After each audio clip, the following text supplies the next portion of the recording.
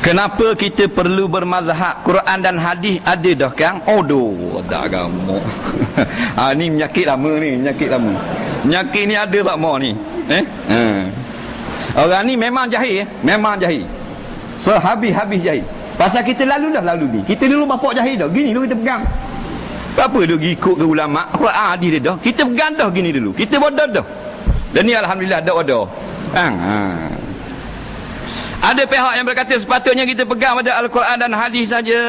Imam-imam tak boleh pakai, hanya menyuruh perkara bid'ah. Seperti Imam Syafi'i baca kunut. La ilaha illallah, bengong ni. Membaca doa selepas mayang dan sebagainya, pening mana satu nak pakai ni. Dia kata ikut Quran hadis. Mama ni lah ni kalang-kalang ni. Ikut Quran hadis, tapi dia perkataan ulama. Kita kena ikut Quran hadis. Tapi bila dia membentangkan dia kata berkata Albani bini. Dia ikut Albani. Baik, orang yang kata ni nak ikut Quran hadis ni, jadi ikut siapa tu? Dia mari dalam mimpi ke dia ada tok guru dia? Ni orang yang kata ni. Mesti ada guru tak? Dah guru dia Quran hadis ke? Mana mesti ada ulama. Ulama untuk menerangkan hukum. Faham? Bukan mesti ikut mazhab. Mazhab ni apa? Ma zahaba ilaihil imamu. Pendapat yang cenderung kepadanya oleh imam. Faham baik-baik. Tak. Yang pertama Quran, yang kedua hadis. Ni dua sumber yang paling utama. Kita ada lagi dua sumber, jangan lupa. Sumber yang ketiga ijma', sumber yang keempat qiyas. Nak pegang Quran, nak pegang hadis. Tak mau ikut ulama. Dah siapa nak tafsir siapa? Siapa yang nak tafsir? Sekarang penafsiran itu adalah ulama. Kita tengok tafsir yang muktabar. Kalau kita nak faham Quran, Imam Ibnu Katsir, ulama. Dari bakar pasal ulama. Lepas tu kita ambil pula tafsir Al-Imamul Qurtubi yang seluruh dunia terima tafsir dia. Tak boleh. Ulama, dia nak Quran hadis. Orang lagi pula seorang lagi. Tafsir lagi, siapa lagi? Tak boleh juga. Lepas tu hari hadis Bukhari, tak boleh. Bukhari ulama, nak Nabi. Bukhari tak boleh bakar. Dia kata Imam Muslim berkata hadis ini sahih, tak boleh bakar. Imam Muslim adalah ulama, tak mau. Akhirnya tak ada agama, tak ada ulama. Betul tak? Doktor kat tangan. Pasal buah ni lama dah, 20 tahun lepas, 15 tahun lepas. Penyakit ni buah lama ya, buah kuno. Faham tak dulu? Pasal ni lama dah munazarah. Siap dengan rakam TV apa semua. Ni baru ceh ni ke baru. Hak sini munazarah sek-sek baca buku je. Hak di ni kitab tebal-tebal. Kitab Arab semua munazarah. Berdebat. Nak kita pergi dengar 3 hari bengong tak faham bab dia. Bahas masalah makulat, bahas masalah turut-turut hadis. Bukan macam sini. Ni. Dia kena kita perlukan ulama untuk menjelaskan hadis. Tak ada ulama dia menjanji siapa mudang dengan Nabi. Mudang dengan Nabi. Dia mau ambil dengan siapa? Ada tok guru atau guru orang ke tak? Atau guru mengeluarkan pendapat. Kerana pendapat dia menjadi gini. Ni. Betul tak? Dari Imam Syafi'i. Maknanya kalau Imam Syafi'i ni dia kata tak betul, mana tok guru dia pandai pada Imam Syafi'i. Masuk akal. Pakai akal kau tak Tuhan beri akal. Ustaz je, lulusan UIA je, tapi pandai pada Imam Syafi'i. Masuk akal tak? Kamu berhampir kuda. Jadi tolong guna akal baik-baik. Ada benda susah dengan akal je. Kita buat akal sudah. Imam Syafi'i siapa keturunan Rasulullah, dia siapa keturunan Dayak mana pun tak tahu. Imam Syafi'i keturunan Rasulullah, alimun Quraisyun yamla'u tibaqal ardi ilma. Satu hadis hasan yang berbunyi seorang alim bangsa Quraisy, ilmunya nanti akan tersebar ke seluruh bumi. Al-Imamul Hambali kata mungkin hadis ini bermaksud Imam Syafi'i.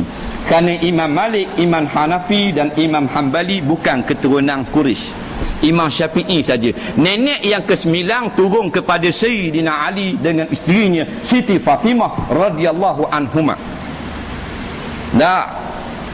Al-Imamul Ghazali, Al-Imamu Ibnu Hajar, Imam Ibnu Hajar Al-Asqalani, dua orang ini telah pernah bermimpi lihat Imam Syafi'i duduk dalam satu tempat yang sangat indah bersama dengan Rasulullah sallallahu alaihi wasallam. Ni mimpi ulama.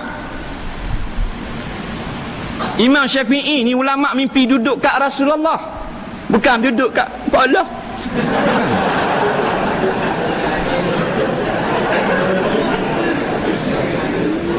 Siapa dia nak akak tangan yang rasa imam orang yang sekarang cakap sedap ni, tak duduk pertikai masalah kunung apa semua ni, tak dia rasa kita yakin dia lebih pandai pada Imam Syafi'i. Cakap tangan nak tengok muka, kalau muka tak malu kan, dah pakai akak tak, tak ikut ulama, mu ikut tu guru mu, tak mu ikut tu guru. Dia kata ikut apa mazhab? Mazhab ni benda faham baik, belajar kat tak. Ingat mazhab ni benda ikut syaitan. Kita buka semua kitab fiqh Hanafi, fiqh Hanbali, mula Quran, mula hadis. Dalil satu-satu Quran hadis, Quran hadis. Pasal apa jadi lain? Jadi lain sebab tidak ada nas yang qat'i. Adapun yang qat'i tak ada mazhab. Wajib semayang sehari semalam 5 waktu, tak ada mazhab. Dan mazhab ni pendapat-pendapat hasil daripada ijtihad imam-imam yang muktabar pada masalah-masalah yang tidak jelas. Siapa benarkan khilaf? Nabi benarkan khilaf. Nabi benar pada perkara yang tak sebut dalam Quran, tak sebut dalam hadis. Hasil ijtihad masing-masing ini berbeza, maka itulah dipanggil mazhab. Faham baik-baik. Dulu kita tak faham, kita ingat gitu juga. Nah, sebab tu dia ada mazhab pelainan pendapat di kalangan sahabat. Jadi sahabat ni tak ikut Nabi kan? Dia ada pendapat Aisyah berlawanan dengan pendapat Ibnu Umar. Maknanya mu tahu tak masalah ni, khilaf ni. Khilaf di antara pendapat Sayyidina Umar dengan Sayyidina Abu Bakar. Ada berlaku. Nak jadi Sayyidina Abu Bakar ni sesat ah? Dah ada khilaf. Dah ikut Nabi kan? Yang sebenar mu jahil. Kalau tu guru mu walalak jahil. Dia gitu. Dalam hadis yang terkenal, kita bukalah mana-mana kitab, dia akan sebut hadis ni dalam bab qiyas. Nabi SAW mengutus Sayyidina Muaz radhiyallahu an untuk menjadi qadi di Yaman setelah Islam berkembang. Maka katanya Nabi kepada Muaz bila Muaz nak pergi ke Yaman, maza tasna'u iza urida alaika qada'un. Apa kamu nak buat apabila datang kepada kamu wahai Muaz satu hukum? Nak hukum mana? Ada masalah. Muaz jawab, aqdi bima fi kitabillah. Aku akan hukum dengan apa yang ada di dalam Al-Quran. Maknanya cari ayat Quran, nak tahu hukum. Maka Nabi kata, fa illam tajid fi kitabillah. Kalau tidak ada dalam kitab Allah, dalam Quran tak ada hukum ni sebut. Jawab Muaz, bi sunnati Rasulillah, dengan hadis Nabi. Fa illam tajid fi sunnati Rasulillah, kalau kamu tak jumpa dalam hadis Nabi, jawab Muaz, ajtahidu ra'yi, aku akan berijtihad untuk mengeluarkan pendapatku. Bila kata tak ada dalam Quran, tak ada dalam hadis, Muaz sahabat Nabi nak berijtihad untuk mendapatkan hukum, menyelesaikan masalah. Nabi kata gimana? Kata perawi hadis, fadaraba Rasulullah sallallahu alaihi ala sadri Muaz faqala alhamdulillah alladhi waffaqa Rasulullah sallam bima yarda Rasulullah atau kama qala. Nabi tepuk atas dada Muaz dan Nabi kata, alhamdulillah, Allah telah mengurniakan taufik kepada utusan wakil Rasulullah sallam yang akan menghukum dengan perkara yang redha oleh Rasulullah. Daripada inilah timbulnya bolehnya qiyas selain daripada Al-Quran dan hadis. Maknanya bila qiyas, iaitulah beristihad. Istihad inilah berbeza-beza, maka jadilah perbezaan itu sebagai rahmat bagi kita. Bukan orang tak mau ikut. Imam Syafi'i ni orang yang lebih kenal Nabi daripada orang sekarang ni.